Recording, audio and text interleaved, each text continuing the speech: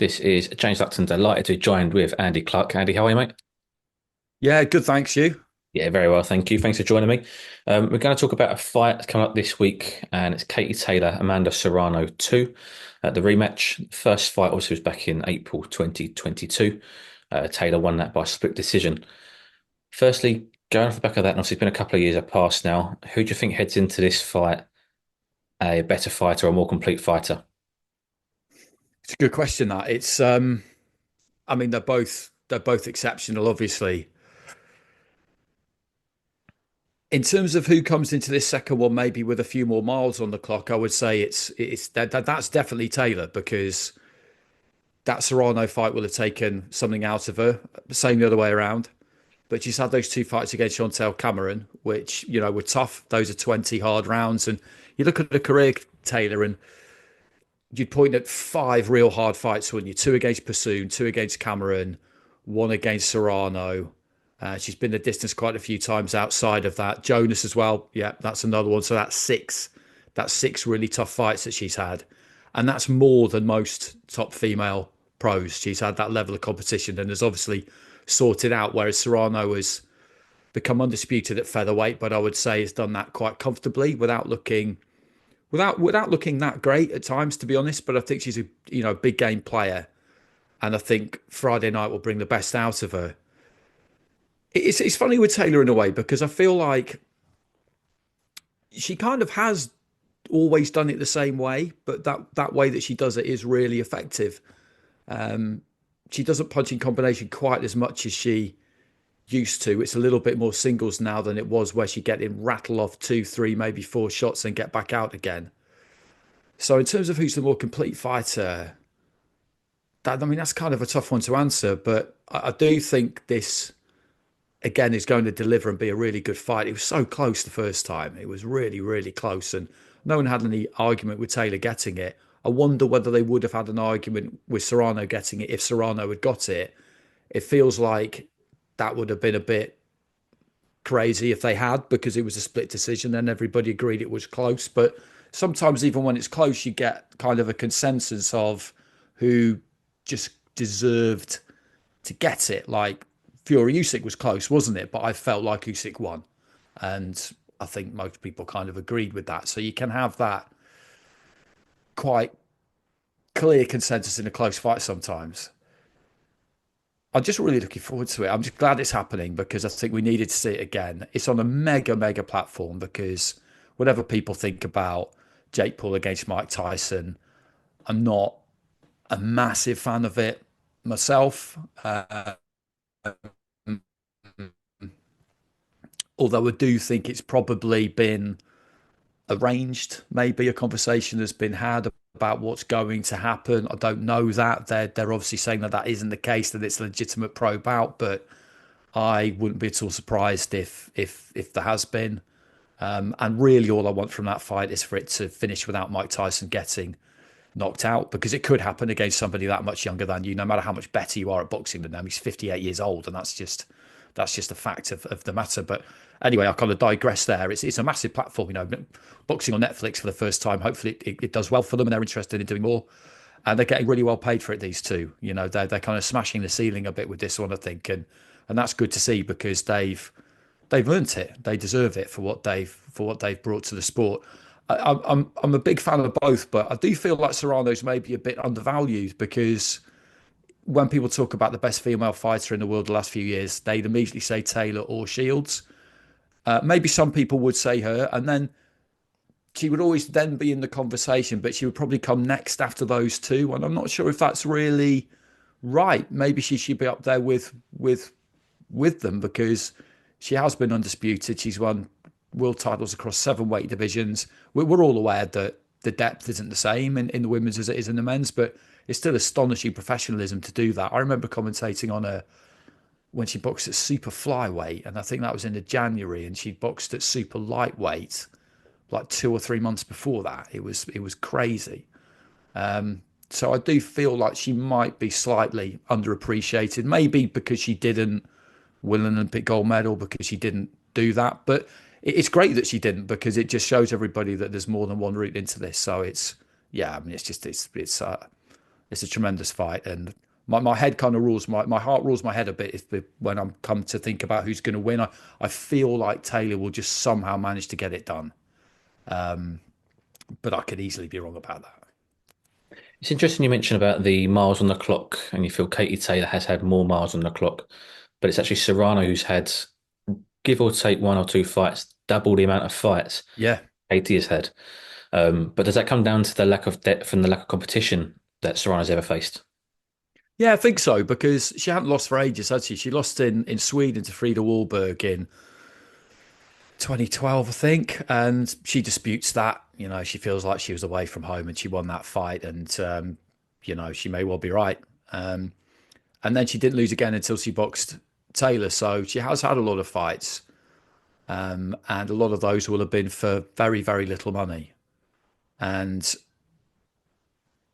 yeah, it is kind of interesting when you look at it in that sense. But I do feel like she does have fewer miles on the clock because those real hard fights that Taylor has had, they have been proper hard fights. They've all gone the distance. That's those six we mentioned. That's 60 hard rounds, isn't it? That's 2 hours of real hard, very very high tempo boxing. Because as we know, that's what you get in female pro boxing with the 2 minute rounds. It's absolutely breakneck speed, and it takes it out of you. And I thought after the first defeat against Cameron that maybe not kind of that was it, because I knew that she would take the rematch, but I just thought maybe she lost a step.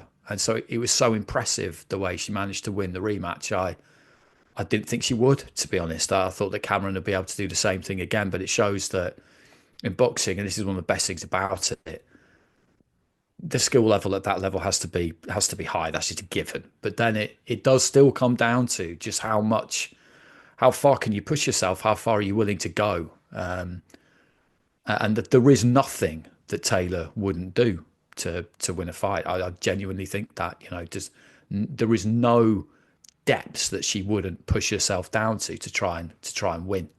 And when you're in with somebody like that, and you look across the ring at them, and you know that that's where they're prepared to go, you have to be prepared to go there yourself and know that you're prepared to go there, or you can't beat her. And I feel like Serrano is prepared to do that.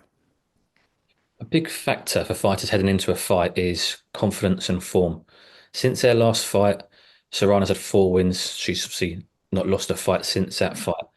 Now for Katie, obviously she has lost that Chantel Cameron fight and then won the rematch. In terms of confidence, will Katie's be potentially higher than Serrano's because she's avenged a loss at a higher level than Serrano's fought in that time, or will the 4 back-to-back wins give Serrano a bigger boost? I think it's probably Taylor, to be honest, because becoming undisputed at two different weight divisions is a massive thing, particularly when you come back from a defeat, take an immediate rematch and win. Not many people manage to do that. It's a bold thing to do. So I think that probably maybe gives her, in her mind, a little bit of an edge. And there's always the weight as well. We can't ignore the weight, because Serrano's a featherweight and she boxed Taylor at lightweight the first time. Now she's gone up again to super lightweight, so she's even further away. She's a stone away basically from her preferred weight. We know that it doesn't seem to make as much of a difference for females as it does for men, but it still makes a difference.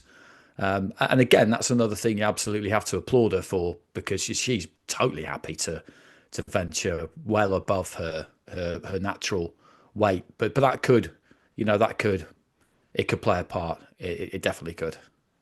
You mentioned the weight there. It's going to be a catch weight, 138 pounds. Um, Serrano's most recently competed at 126 pounds.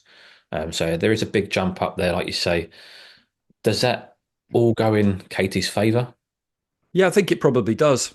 I think it probably does. I don't think Taylor's one of these fighters who, when she was an amateur, she was a lightweight forever, and 60 kilos is, what's that, 132 pounds. So when she boxed at lightweight as a pro, it's not like she would have had to have done some dramatic weight cut and then she get into the ring at 150. I'd imagine she weighed in at 134 and a half, and she probably get in the ring at like 137, 138. So it's not like on the night Taylor will be, yeah, like 150, 155, and Serrano will be like 135. That's not going to happen. But even so, the experience of boxing in a really hard fight, in two really hard fights at that weight, although Serrano's been up at that weight, she hasn't had those kinds of fights at that weight. She just hasn't. So Taylor knows that if it gets really hard in there, she can do it over the 10 rounds. Serrano will absolutely. There's no quitting her. There's no way that she's going to be found wanting willpower wise, but in terms of being able to perform in the way that she would need to beat Taylor deep in a fight if it gets tough, she won't really know actually whether she can or she can't. She'll be absolutely certain she can, but you don't know until you know, do you? And yeah, I think all that stuff does go in. I mean, logically, you look at it and it goes in Taylor's favour. I mean, back in 2022, when the first fight happened, Sports Illustrated gave it Fight of the Year. Ring Magazine had it their Event of the Year. I spoke to Christy Martin after the first fight, and she said it's the best female fight ever in boxing history, in her opinion. Is it a shame we've had to wait 2.5 years for the rematch?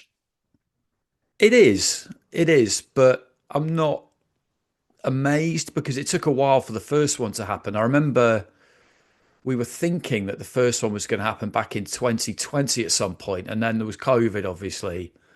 But it still then reared its head for Fight Camp, I'm pretty sure, for like Fight Camp week 3 or 4. And then that didn't happen. So it's one of those ones where you were just happy when they got it over the line, and then you felt like there had to be a rematch. And I was always confident it would happen.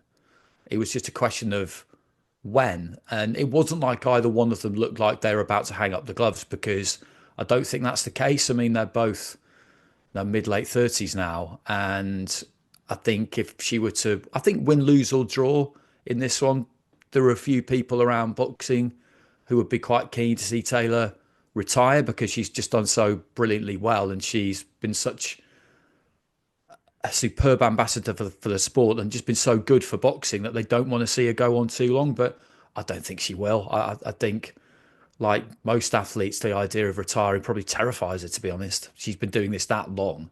I think she'll do it until she just really can't do it anymore. And that's sometimes can be a bit difficult towards the end, but it's what happens, isn't it? You know, you see it again and again and again. Look at Deontay Wilder. You know, he's now selling those defeats to himself against Parker and Zhang by saying that he had a broken arm, and that's how he's going to tell himself that he's still that guy and that he needs to keep going. And you do whatever it is that you need to do to keep yourself mentally in that place where you feel you can get in there and win at the level you've been used to.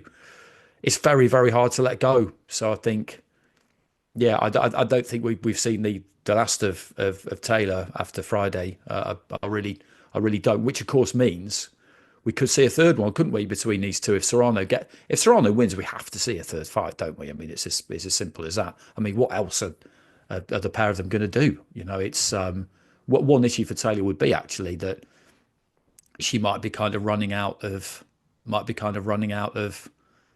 fights. You know, what else is there for it? If you're her, as much as I would find it fascinating to see her box someone like Caroline Dubois, she would not box Dubois because she didn't think she'd win. Let's be absolutely clear about that. But kind of, if you're Katie Taylor, sort of why would you? Unless it was, you know, a platform like the one she's on Friday steamed in and said, let's do it like that. Or unless someone like, you know, like Sky came in and said, right, we're going to do our first female headline box office pay-per-view and this is what we want it to be. Then you might look at it and think, oh, okay, that's interesting. But a third fight with Serrano won't be what she wants because it would mean that she'd lost the second one. But yeah, I mean, there's where else? What else is there for her to do? To be honest, not that much really. Well, just on that point, is the Chantel Cameron's probably the only other option Mm. trilogy fight. Yeah, yeah, of course. Yeah, that is the other one, and for that reason, I would say that will happen. I always felt like Taylor had got what she wanted from that relationship with Cameron, if you like, because she wanted to become undisputed in the second weight division, and she's done it. It took 2 fights rather than one, but she's done it. So I thought for that reason, her and Brian Peters maybe weren't that bothered about a third fight. They didn't really see it as a kind of, well, we need to win the rubber match, it's kind of no, we did this because we wanted to get undisputed in the second division, and we've done that. So, our work here is done. But yeah, that is the obvious other one. Just push on a prediction, just from what you sort of mentioned there, Andy. It sounds like obviously you sort of look at Katie Taylor's heart, determination, and her will to win in a fight. And also with the weight potentially, it's question marks over Serrano's gas tank as it gets into the championship rounds for the pair. Are you pushing towards or swaying towards a Katie Taylor victory?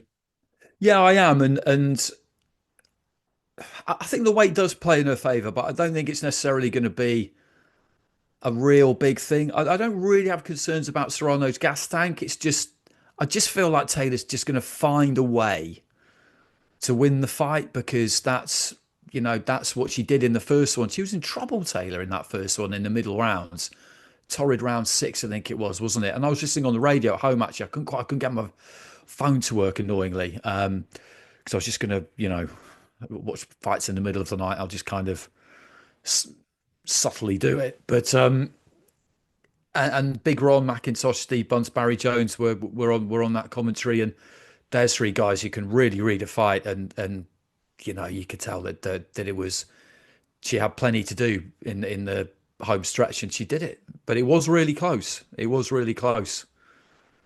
But I do feel like she just will refuse to lose. It's as simple as that. And she does have that thing about her, Taylor, whereby she'll just find a way.